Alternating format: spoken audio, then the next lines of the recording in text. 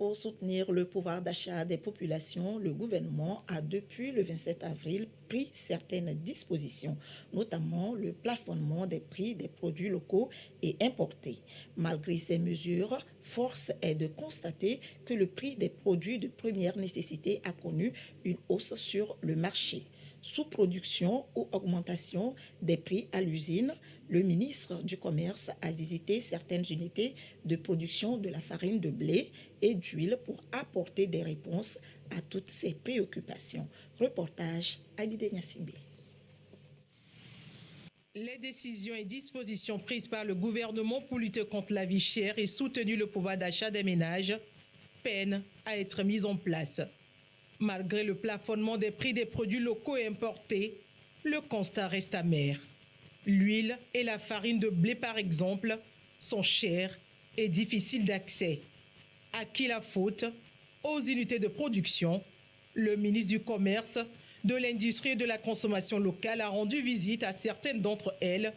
Toutes, sans exception aucune, respectent la nouvelle donne. Nous sommes tout aussi partie prenante de ce problème de cherté, parce que l'huile est chère, oui, mais n'a pas encore atteint les niveaux que nous voyons sur le terrain. Nous sommes désormais exonérés de TVA sur nos produits.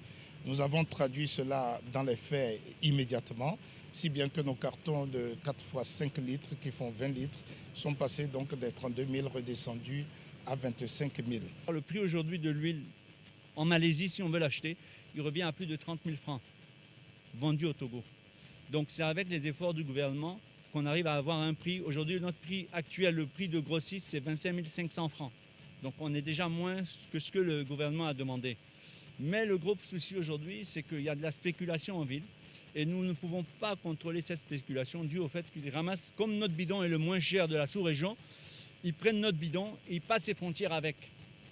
Donc c'est ça le gros problème aujourd'hui. Effectivement, l'État a fait beaucoup depuis 2 ans en fait pour le blé, pour pouvoir alimenter à un prix le plus bas possible la population. Notre prix n'a pas changé, on est toujours à 19 500 francs le sac de 50 kg actuellement. On n'a pas attendu la crise en fait, ukrainienne pour pouvoir trouver des alternatives, puisqu'on intègre une partie du maïs produit localement dans la farine de blé sur certaines références, notamment la farine la togolaise. Aujourd'hui, nous avons des catégories de farine. Bélier, nous vendons ça à 19 300 et la colombe à 19 000. Et ce que nous pensons que c'est ça rentre dans la logique du gouvernement. Voilà, c'est ce que nous faisons. Et tout va bien. Nous sommes disponibles sur le marché. Et quand il y a eu accompagnement du gouvernement, nous devons aussi aller dans la même direction que le gouvernement. Donc on les a sensibilisés.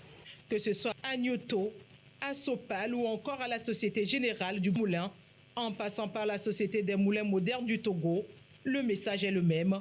Accompagne le gouvernement dans ses actions. Nous apprécions l'effort qui est fait par ces unités en termes de respect des plafonds décidés. Et nous voudrions profiter de cette occasion pour en appeler à la conscience de tous, au respect des mesures en termes de plafonnement éditées suite à des sacrifices financiers qui sont faits par l'État. Ça saigne le budget de l'État. Et tous ceux-là qui ne se rangeraient pas dans ce que nous disons s'exposeront sûrement à la rigueur de la loi. Le ministre en appelle à la conscience patriotique de tous pour la bonne mise en application de ces dispositions.